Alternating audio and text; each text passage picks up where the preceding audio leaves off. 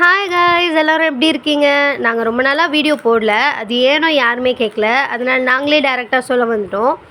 Thirparappu video part 1ம் போட்டிருந்தோம், part 2 போடுறோன்னு சொல்லியிருந்தோம். அதுவும் போடலை நாங்கள். அது ஏனோ நீங்கள் கேட்கல. ஏன்னா என்னுடைய சிஸ்டருக்கு ஒரு பிக் ஆக்சிடெண்ட் நடந்துருச்சு. அதாவது நாங்கள் எல்லாருமே ஜாயிண்ட் ஃபேமிலி.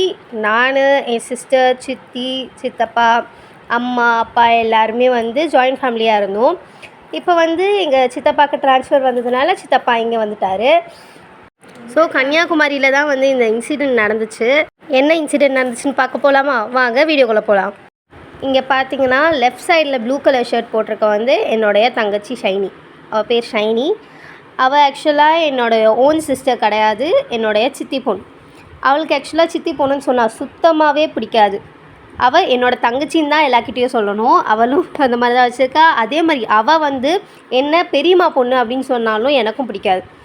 ஏன்னா என் சித்தியை நான் என்னோடய அம்மான்னு தான் கூப்பிடுவேன், அம்மான்னு தான் கூப்பிடுவேன். ஸோ என்னோடய சித்தி பொண்ணும் என்னோடய தங்கச்சி, என் ஓன் சிஸ்டர். இவளுக்கு தான் ஆக்சிடெண்ட் நடந்தது. ஆக்சுவலாக நாங்கள் ரிலேஷன் மாதிரியே இருக்க மாட்டோம், ஓன் சிஸ்டர்ஸ் மாதிரி தான் இருப்போம். ஆக்சுவலாக எங்களை வெளில பார்க்குறவங்க கூட கசின்ஸுன்னு சொல்ல மாட்டாங்க, சிப்ளிங்ஸ்ன்னு தான் சொல்லுவாங்க.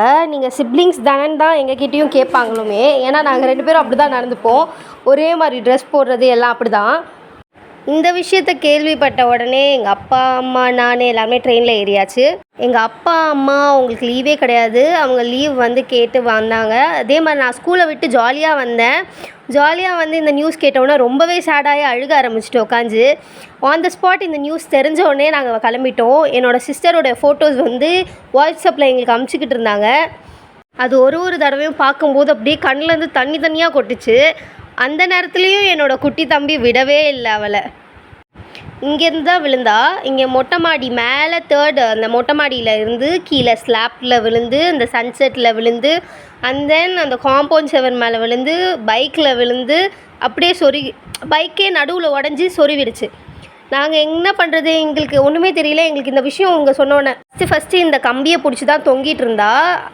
நல்ல மழைன்றதுனால கம்பியை வழுக்கி விட்டுருச்சு.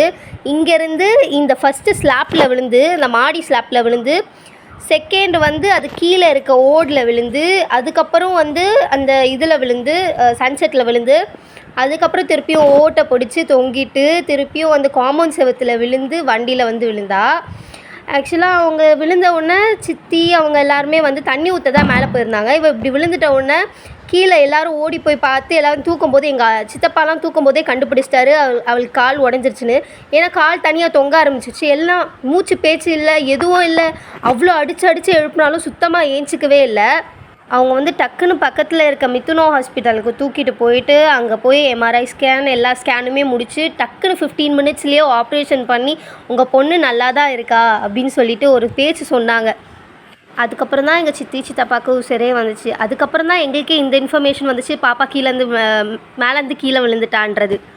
ஏன்னா கீழே விழுந்த பதட்டத்தில் அவங்களுக்கு என்ன பண்ணுறதுன்னு தெரியாமல் அவங்க எல்லாத்தையுமே முடிச்சுட்டு அதுக்கப்புறம் தான் எங்ககிட்ட சொன்னதே. அண்ட் தென் அவளுக்கு இந்த வீடை பார்க்கும்போதெல்லாம்